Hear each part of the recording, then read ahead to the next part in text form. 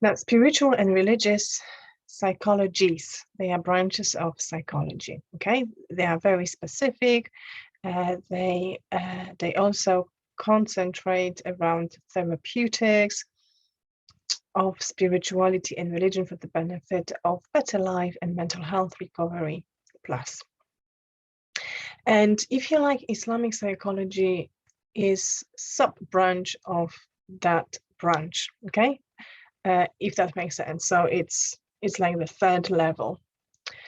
And if we are talking about spirituality and religion, I think it is important to say that it is really broad concept, because in mainstream understanding of spirituality and religion, anything can really mean something significant to others based on their belief system.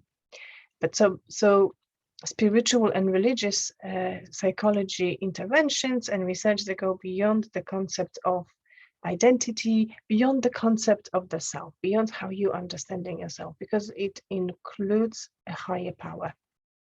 It includes looking for meanings in lives and how we can connect on individual level to the world as a whole and to the creator.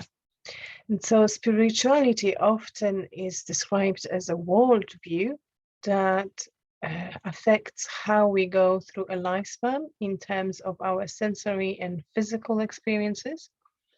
However, spirituality and religion, as in activity, can bring loads of comforts and relief to stresses in life. We have research now, right? We have research now which proves that actually relying on religion and spiritual belief improve health and well-being. Studies have shown that religion can help people to develop healthy habits, regulate their behaviors, influence their character, help them to understand their emotional intelligence, and then it's like a ripple effect. It can also affect their somatic health. One particular studies, they were actually evidencing that relying on religion or spiritual belief system can decrease risks of coronary heart diseases, lower blood pressures, and it improves better function of your immunity, and it expands a lifespan if compared to people who are not religious or spiritual. Okay, so this is actually very, very important. Very, very important. Religion, the difference between spirituality and religion here, right? Because those terms, they are not necessarily the same thing. In mainstream understanding of it, religion is then often expressed as yes, beliefs, including cultural beliefs, worldviews, but also it relates to prophecies and relations, holy text, morals, and it can encompass physical expressions such as prayers, rituals, sermons, attending to holy places, as in pilgrimages, meditations, using symbol, going into trances, or even feasts. So this is the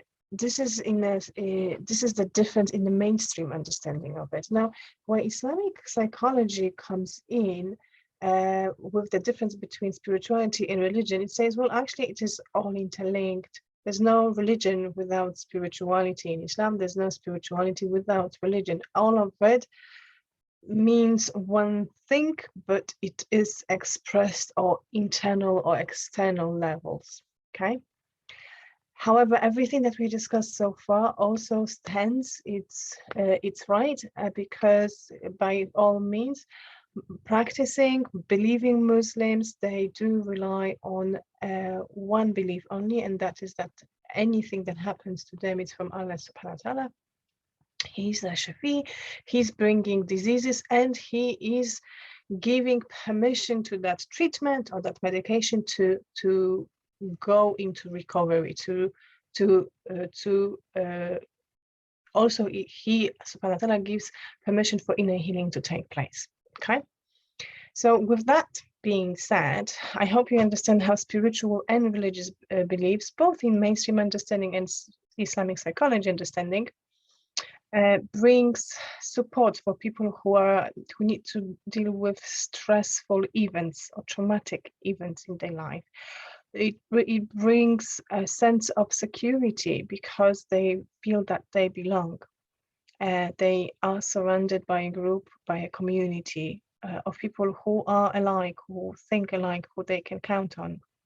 It gives also people a structure, which is very much linked with devices such as procrastination or hedonism. And also it creates better emotional intelligence people, because then they understand and they can practice, positive psychology such as compassion, forgiveness, and gratitude. So if you are therapist, you decide to practice in Islamic psychology style or modality, then you understand how empathetic understanding of client's frame of reference is important, but also it's very subjective. And you probably understand how including their values, cultural, but also religious beliefs gives them freedom to express themselves. Okay, so it is a matter of you connecting with them, understanding them, and allowing this to become their source of resilience. Okay, so that in a nutshell, really as a top of the iceberg, if you like, would be a definition of Islamic psychology. I hope that was helpful. Don't forget to sign to my channel, AJS Therapy.